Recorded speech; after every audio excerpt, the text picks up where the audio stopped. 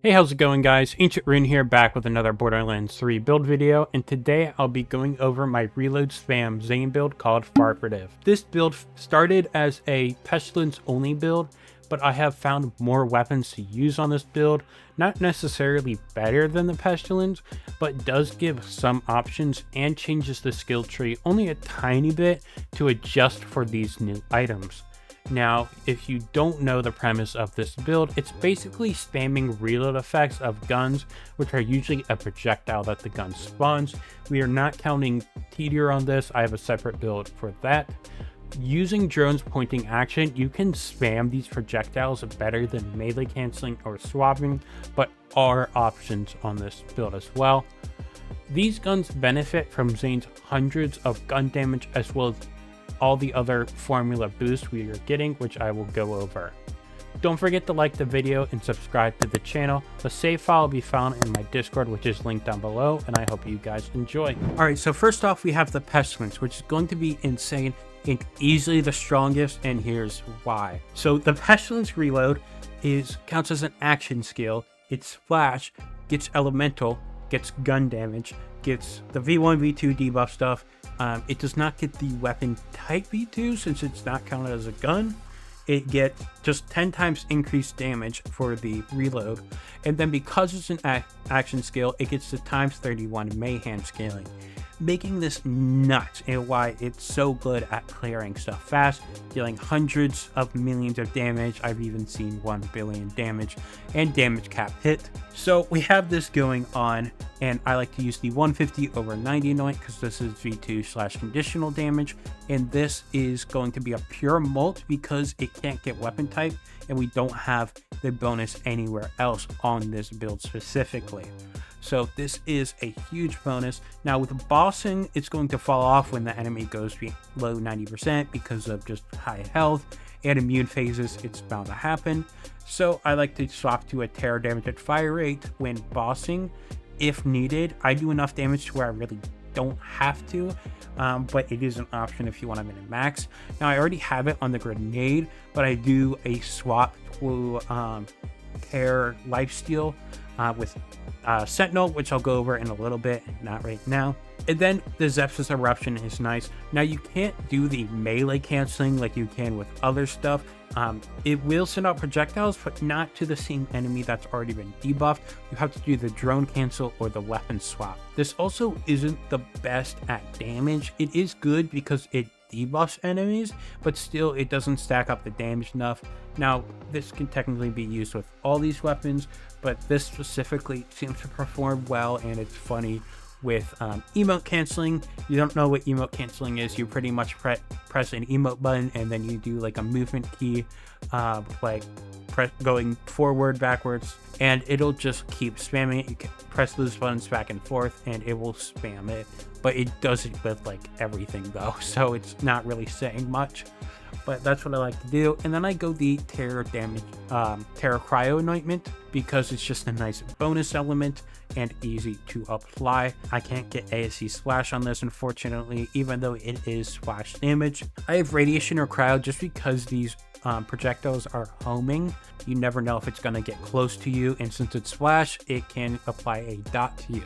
So having something you're immune to with like the Eruption with the red suit is really nice, or just being immune in general with the cryo. And then with the multi-tap here, tagged enemies on reload will apply a cryo rocket, and this is just really good damage. I know it gets weapon type, same with Zheitsev and Gargoyle. They all get weapon type damage, which will be like pistol damage and stuff. With the multi-tap here, I like to go the terror cryo. And then what you'll do is you'll just empty the main magazine, and then you'll do your canceling with the drone, and then whenever the tagged, the marker or tracker, whatever it is ready, you'll shoot it at a bunch of enemies, and then you'll keep doing that, and then you keep waiting and repeating. This is just a good gun to shoot in general, but not the point of this build. So we have this at max damage, and it's just really nuts, but it is kind of slow. I do like to pair this with an icebreaker since it's easy to freeze and not really getting much out of elemental projector because it's hard to apply that cryo dot to us. You could do some swapping to like a sellout just because of Cold War applying a dot to us, but that's really complicated, so I don't really go that route. But I'll go that, and then something like an Old God to get some elemental damage there. And you'll notice with this Icebreaker I have pistol damage and cryo damage, but I'll go over more on the artifacts later. And then we have the Gargoyle. Now this can roll AC Splash, which is great. You could still go some other stuff like Terror bonus element with the cryo, but Splash is just huge here. Big boost. We do have Splash elsewhere, but this is just an easy splash damage boost, especially if you have trouble getting it elsewhere. So we have the Gargoyle going. You want to make sure it's ×1. When you reload, it'll just barf out stuff, which is really cool. It can crit, which is nice with getting eraser stuff. This works with eraser projectiles. I don't know if it works with multi-tap, but I know it works with Eruption, but I don't think it really does much. But it does kind of work with Gargoyle, which is pretty cool. And then I just have a Guardian Angel. We're using Drone, so you can use this for like fight for your life damage if you need to. Just hold this and then point Drone towards an enemy and make sure you have the Boomstay augment. And I just have an EMP5 just for some nice movement speed. For the shield, main thing is going to be the red suit with the radiation, terror damage, apply, and then terror lifesteal. Now you really only need to consider lifesteal with the Pestilence because these other guns, since they count as a bullet, will proc salvation, being enough healing you need. But with Pestilence not doing that and you getting hit, if you don't have an auto idle, which is big here, having this lifesteal is really important. You would just miss out on terror damage and fire rate unless you did a face puncher slot, which I really wouldn't recommend too much on this build. But yeah, you could do that and then have 150 over 90 or Pestilence, or just both, like 150 over 90 for mobbing and then terror damage and fire rate for bossing easily works out there. Also, just if you want safer gameplay and survivability, then that's there. Terror damage and fire rate matters less if you have a victory rush, but I highly recommend an auto idle specifically for the Pestilence. Then some other shields we have is the Old God. I have cryo here. You could also go corrosive for the Gargoyle would be really nice. I also have the Revolter, which I like to use on Gargoyle. I haven't really messed too much with it on the other stuff. It does work pretty well with the Gargoyle. 200% bonus elements, just really nice. Then I have Fleet on here because I like to use it with an Infiltrator so I can keep the terror stuff going. You could use Recharge still, it doesn't really matter if it's actually empty. Just when it is empty, it's really nice. And then the grenade doesn't matter really at all here. Drone can throw it, which is nice. So I have it's Piss, which gives a gear debuff. I have it level 1, but like just as low as you can get. Level 35 Mayhem 8 is usually what I go with as a safe level, so you could do that and it's just really easy to do.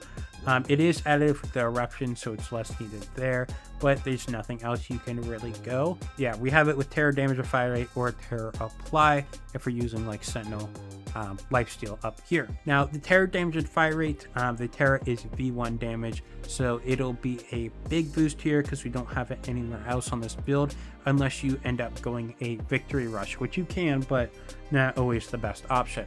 For the class mod, I mainly use the anti-freeze, splash damage, splash radius basically for all of these, and then action skill damage is huge.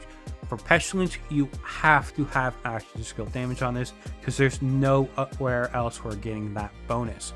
And then just as many points into Violent Momentum. You could also use a purple class mod that has points into Violent Momentum, probably at least 3 points is good with good passives like action skill damage. This deals enough damage where you technically don't need it, but it is going to be the biggest boost. And then splash radius or splash damage as a secondary passive will be really nice. Not having splash radius just means you'll have to go towards more enemies with the Pestilence, but that's really it. And then I also have an Infiltrator here. This is used if I want to break my shield. I mainly do it if I'm using a revolter. It just kind of depends. It's also an easier farm, so you technically could use an infiltrator with the Pestilence, but there's no reason to have the broken shield. You would lose power charge, which just gains some gun damage, but you've got so much gun damage, this doesn't do much. I don't remember exactly how much a double power charge shield gives. It's still a decent amount, but not the greatest when you get tons of gun damage on this build anyways. And then just other passives. If you're not using the Pestilence, you're going to match the weapon type damage to the weapon type gun you are using. So assault rifle for the Zheitsev, pistol damage for the multi-tap and the Gargoyle. Then I also have this infiltrator with Atlas crit damage. Just if it does crit, it can be nice. We already do have some crit damage in the skill tree, so it's not needed and probably really not that important unless you're min-maxing stuff. And then for the artifact, it is very important to have the right stuff here, but this all isn't needed for perfect gear. I'd really just say prioritize Elemental Projector Auto Idol with Area of Effect damage in the second or third slot. I just have double roll radiation because it's really min-maxing it, but it's 55% on a double roll, like 27% single roll. I have a single roll somewhere, 28% single roll. Not that important to get it on the Elemental Projector specifically, and this is always going to be active when we have the Pestilence, because the Pestilence Nova will deal self damage. Granted, all of these will deal self damage, but this will absolutely always attack you because it's right over your character. So having that is huge. Other stuff is like, I guess, active skill cooldown and movement speed. That's really it. I have some other roles here. I do have the Victory Rush version right here. I also have an Elemental Projector with assault rifle damage for the Zheitsev Eruption. I use a Flesh Melter Victory Rush for the Gargoyle. Now, if I'm using the Revolter, there is a chance that the Revolter can steal the kill, but the Gargoyle's power and investing a lot in Splash, which the Revolter and just bonus elements in general do not benefit from, it does make it more likely that the Gargoyle corrosive damage can get the kill and stack that corrosive damage, and then just getting more of that corrosive damage more prioritizes getting the kill. So I'm hoping I'm getting this. And then I don't need auto idle because the reload will proc salvation, so getting Victory Rush is nice, but I would not prioritize it. I would prioritize going pistol damage and area of effect damage with any Flesh Melter. I guess with this for what is it, the Zheitsev Eruption, I would prioritize the Elemental Projector assault rifle damage with the area of effect damage in second or third slot. And then I have an Icebreaker here. Again, we showed this off earlier. This is used with the multi-tap. Because the multi-tap reload does so much damage, it's great at freezing, so we just get easy 3-2 damage. I'd probably focus on getting any Icebreaker with pistol damage, area effect damage, or cryo. Cryo is still good here. Now, if you use a cryo old god, cryo matters less. If you have pistol damage on your class mod, then pistol damage here matters less. You just want to math out and focus on your bonuses. Alright, and for the skill tree here, first we have Violent Momentum, getting hundreds of gun damage with Violent Speed, boosting it with more points in our class mod, just dealing insane damage with it. We have Cold Pour, just for the swap speed, since we can swap weapons up around a bunch, and also you can just swap your weapon back and forth instead of drone canceling. This is especially really good if drone goes away, because at points drone will expire. And then I have a point in drone delivery, so drone can throw our grenades. And then I have seen red to always activate our kill skills when we activate an action skill. And then I have salvation. You only need 1 point in it, but having 3 doesn't hurt, and there's nothing else that helps. You do not want to go cool hand, because that means that the reload animation is less, which means it's likely you are going to reload, but you do not want to. So just in between here is nice. I go Violent Violence 5 points just so I can fire and empty my magazine faster or overheat in COV case. just so if I accidentally do reload, I can get back to reloading faster. So that's where I argue Violent Violence.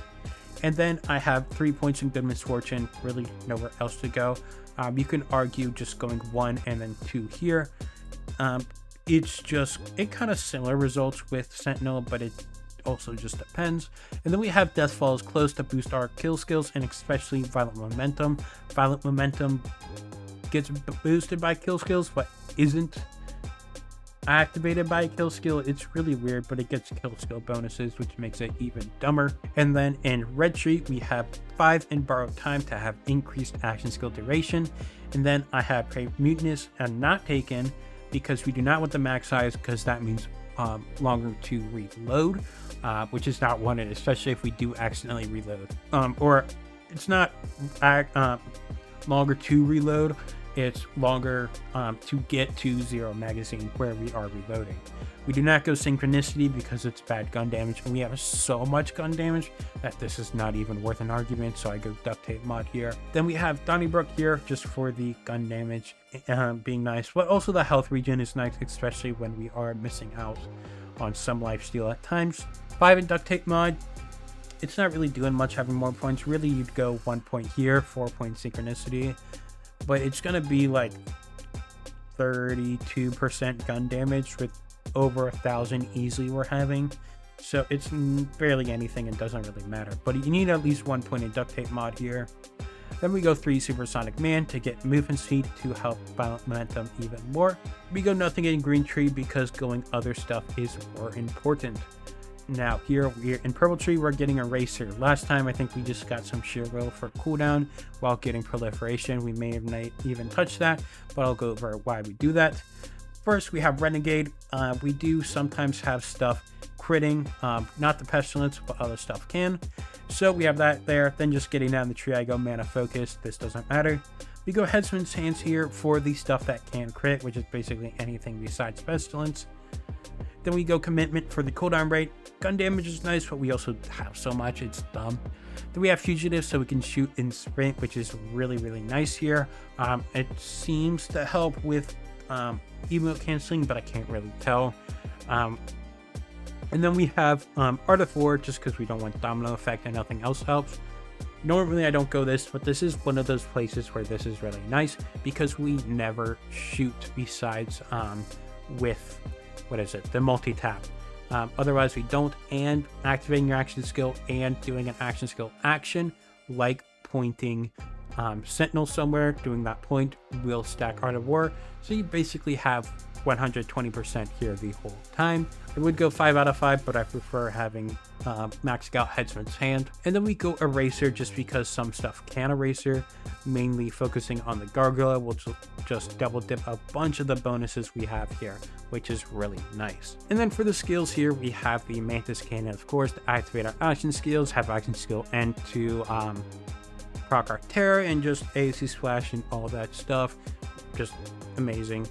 Really all that matters is getting Proliferation for the extra charges, just for activating action skill more and for getting more stacks of Borrowed Time and Supersonic Man. The other point I have is Shoulder Quarter could be good for like what is it, a multi-tap, which could be cool, but I really just take it because it's less blinding and I don't like using No Way Out too much, just because it can pull enemies towards you, and if you're doing a reload effect that can hurt you, I guess just mainly Gargoyle, then it can suck. But it's not the worst thing because it is skill debuff, which in this setup we only ever have in Armageddon, which we don't usually have too many stacks of, so it can be nice to take advantage of if you want to, or just for bossing, really it can be really nice. And then we use Drone because of the drone animation, which you'll have seen in the gameplay. You're just kind of pointing forward, so this is literally a point and click build, but you only press one button, which is G, W and G really. So we have Sentinel going out. I like having static field here just to keep our shield full. Now if you're going infiltrator, you'll swap this to bad dose. I really like having boomstay as a survivability choice. Sometimes I go down, swap to it with the guardian angel, and boomstay does great damage. Now you can just go bad dose instead if you want to, but then it can be some worse fight for your life survivability, because that is where the survivability is, especially if you're using some of the weaker reload options. So I highly suggest at least boomstay and then choose between these two. Mainly we're using bad dose for the movement speed for more battle momentum, as the fire rate is irrelevant in this build. And then for the guardian rank, you can turn off shield reboot and emergency response if you're using infiltrator, and especially revolter, to keep that fleet bonus. You can also do it with old god and get fleet on here. I don't think I mentioned old god parts, but old god I go vagabond or recharge or fleet, doesn't really matter too much, really just the elemental damage wanted. But yeah, we have that going. That'll just keep it up, because infiltrator already fully recharges and then empties our shield. It'll always be activating revolter where that is needed, so you can turn that off. But if you're ever not using infiltrator, then you turn these back on, and it just helps you in general. Also, a little side note at the end, bonus for those still watching, you could also go an executor for some stuff that can crit, but it's so much more consistent going like these violent momentum class mods. I hope you guys enjoyed the build video. The Pestilence is one of the strongest guns in the game, but showing off these other guns shows that this isn't exactly a one-trick gun build and can actually be expanded. These guns can also just be done on a regular go fast Zane build. It's just a little less powerful because it's a bit less focused on. Again, you can find the save file in my Discord, which is linked down below, as well as my other socials. If you haven't, I would really appreciate it if you would like and subscribe, and I will see you guys next time. Peace.